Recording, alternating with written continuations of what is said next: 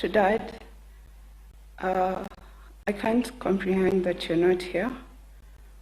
I'm struggling to reconcile it. It's not loading, but I'm trying. My heart feels deaf.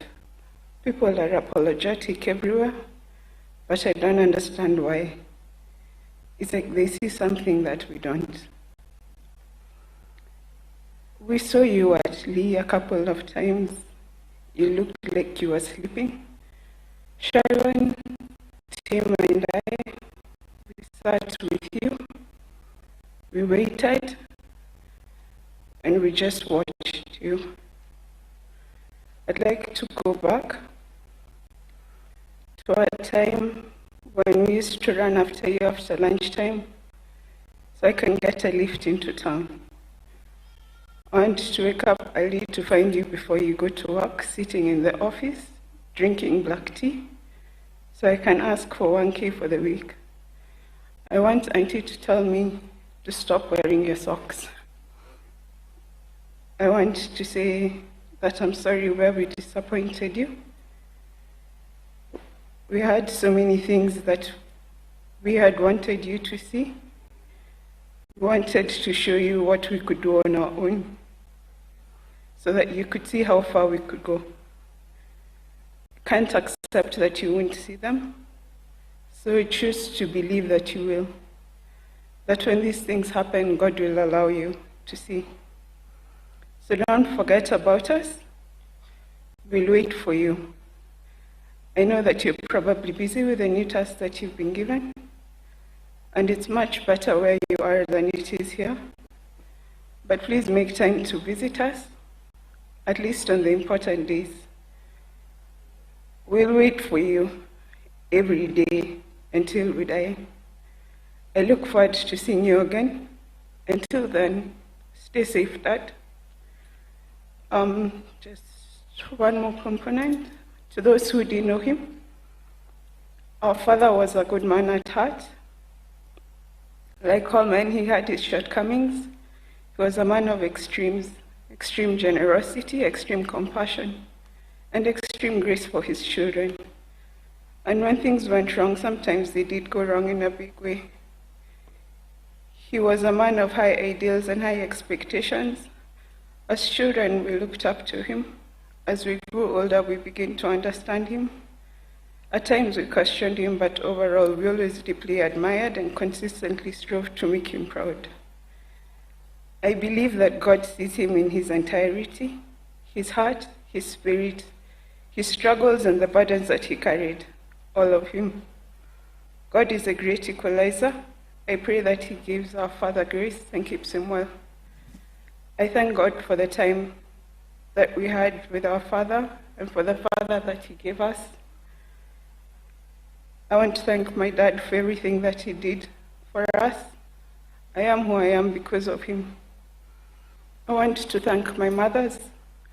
Only God can repay them for what they've done for us. I thank my siblings. I'm grateful for you. Our extended family, his friends, and everyone who has supported us, be blessed. Can you allow me to read the poem that Sally had written? So this is from Sally. I tell myself to return to who I am, but grief has taken the shape I knew.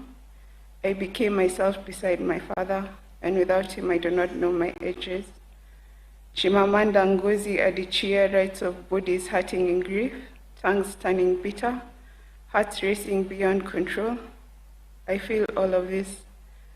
Thick Nhat Hanh teaches calm in the storm of anger, a breathing back into the self. But my grief is a storm without a center, and I cannot find the self that I am meant to return to. So I choose another way. I choose continuity, a tree that grows because he existed, love still alive, roots that hold the earth he once walked. I am my father's child. My ribs ache from crying. My heart runs away from me. My body has become a place of breaking, my mind a hive of bees. And the world goes on unchanged. The mail still comes, the sun still rises, people still speak of ordinary things. Life does not pause for my sorrow. Inside me, something has shattered. Grief says it's finished. My heart says it's not. Dad, I thought you were immortal. I thought you'd always be here. I thought you... Without a doubt, yes, I'll recommend Digitax. Simply the bigger picture, it's the personal touch, the human. Thank you.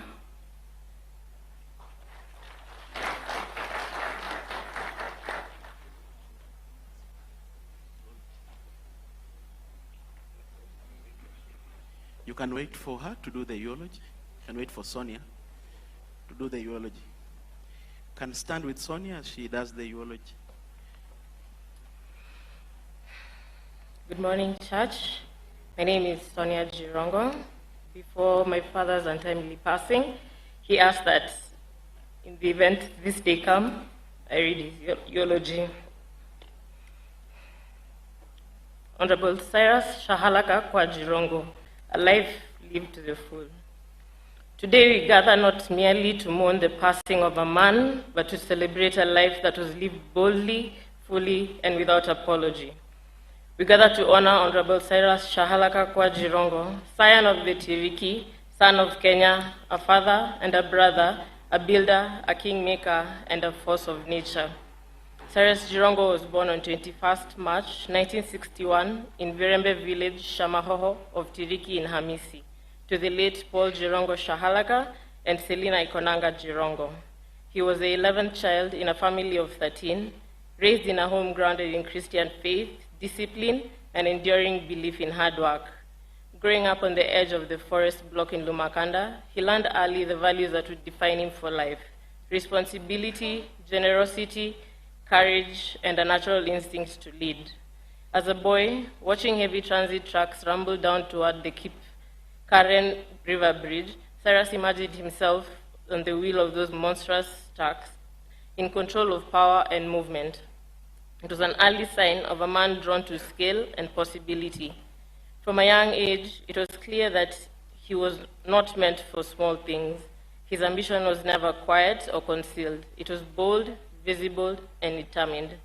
His early education was at Lumakanda DEB Primary School, followed by Mangu High School, which instilled discipline and confidence, but it was equally evident that his education would not be confined to classrooms alone. Immediately after high school, Cyrus made the defining choice. He entered the world of business. Entrepreneurship summoned him, not as an option, but as a command, and he answered without hesitation. He understood markets intuitively. Where others feared risk, he saw opportunity. He built, expanded, failed, rose again, and built bigger. In the early 1990s, he transformed Kenya's real estate landscape by pioneering affordable, spacious housing for the middle class at a time when such thinking was revolutionary. Hazina Estate, Saika Estate, Kemri Estate, and Ngata Rongai stand today as physical monuments to his vision. Beyond real estate, his footprint extended across energy, cement, production, logistics, finance, and later into African mining and carbon markets. Cyrus Jirongo did not merely participate in the economy, he helped to shape it. He believed that enterprise was not only about profit, but about dignity, jobs, and opening doors where none had existed. Though he learned relentlessly from experience, he also held a deep respect for formal education. He believed that knowledge was the one possession no one could ever take away. Later in life, he returned to the classroom, earning a higher national diploma in management from Cambridge University and an executive MBA from Jomo Kenyatta University of Agriculture and Technology. It was, however, in public life that Cyrus Jirongo became a national figure. In 1992, he was thrust onto the political stage as chairman of Youth for KANI 92, where he established himself as a master mobilizer, organizer, and strategist. His influence during his period was so pronounced that it put his as-well business success in jeopardy and forced him into active politics. He served with distinction as chairman of AFC Leopard, as a member of parliament for Lugari constituency for 2 non-consecutive terms, as secretary for internal relations of KANU, and as minister for rural development in parliament and cabinet. He believed leadership was practical work, connecting households to opportunity through roads, schools, clinics, water, power, and markets.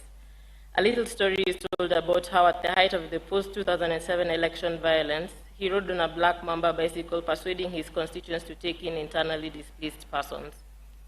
Even when his electoral ambitions did not yield victory, he never retreated from public life.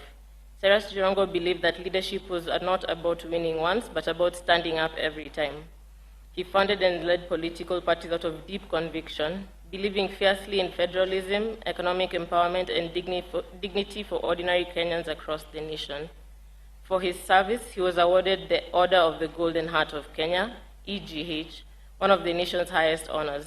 Yet those who knew him best will tell you that titles mattered less to him than impact. His proudest legacy was not office, but people. Students whose education he paid for, families he supported, entrepreneurs he backed, businesses he rescued, and communities he uplifted. His role in championing the growth of Masinde Muliro University of Science and Technology remains a lasting gift to Western Kenya and the nation. Beyond public life, Cyrus Jirongo was above all a family man, a patriarch in the truest sense. He was husband to Anne Kanini, Christy Nyokabi, and Anne Lanoi, and a devoted father to many children, each carrying a piece of his spirit. To them, he was not a politician or tycoon. He was simply dad, loud, loving, demanding, generous, and present. He celebrated their victories loudly, corrected them firmly, and believed in them relentlessly. His multicultural children speak of a man who taught not through lectures, but by example, a man who believed in courage, discipline, forgiveness, and laughter. His presence filled rooms, his humor disarmed tension, his voice carried authority. He gave freely, sometimes too freely, but always from a place of love. To his siblings, Cyrus was more than a brother. He was a pillar, a shield, a provider, and a pathfinder. He carried his family with him as he rose, never forgetting where he came from, never abandoning those behind him. In life as in death, he remained the center that held many together.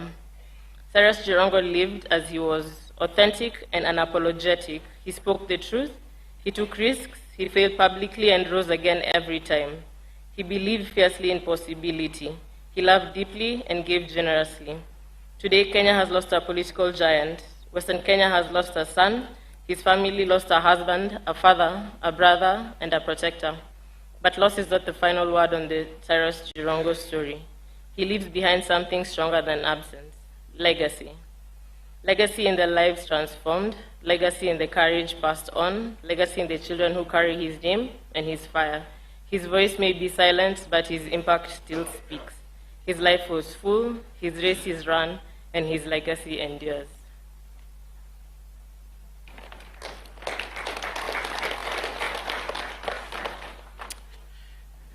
Thank you so much. Why can't we just appreciate the children of Honorable Cyrus Jirongo. Asanteni sana, and may God bless you. At this time, I want to invite the spouses to Honorable Cyrus Jirongo to come and give us the tribute. The three moms can come up here.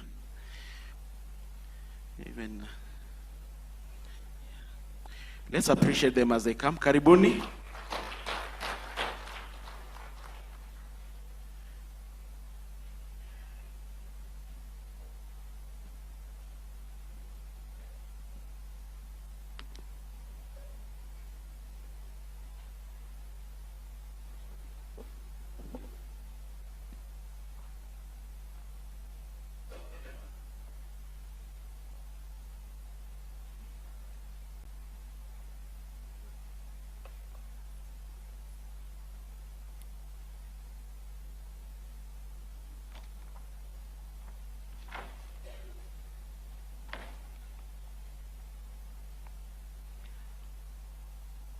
Good morning, church. God is good, and all the time. Thank you. It's not easy to stand here to talk about a beloved, so I will read my tribute. Today we gather here with heavy hearts in honor of the life of Cyrus, a beloved husband, father, grandfather, brother, uncle, friend. Words are too small in moments like this. This is because of the pain of the sudden loss, because the pain of the sudden loss is deep and overwhelming. We did not expect to say goodbye so soon, and our hearts grieve with shock and silence of the absence he has left. Cyrus was larger than life. The tragedy that took him,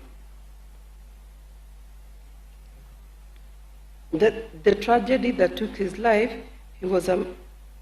than the tragedy that took his life.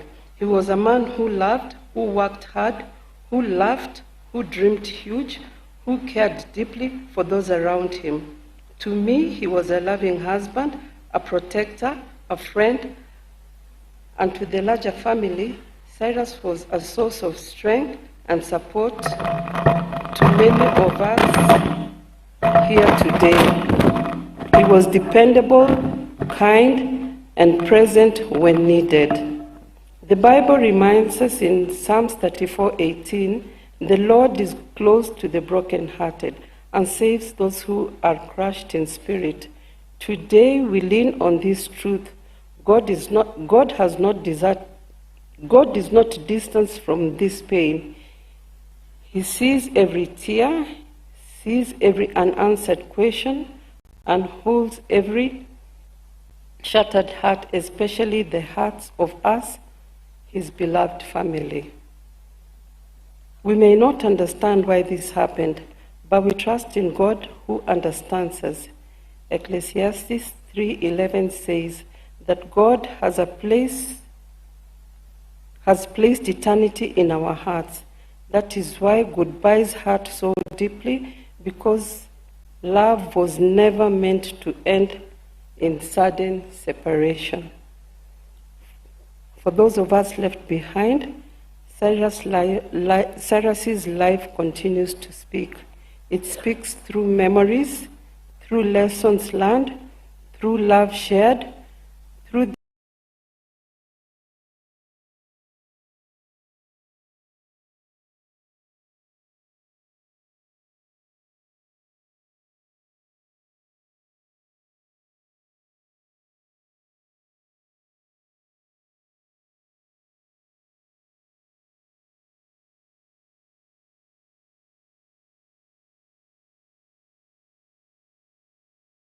(68:5), which says, God is the father to the fatherless and a defender of the widows. This means that God himself will watch over you. He will walk with you through every tear, through every question, in every step ahead. When you feel weak, he will be your strength. When you feel afraid, he will be your peace. He will be your peace. Your father would want you to keep going on, keep learning, keep dreaming, keep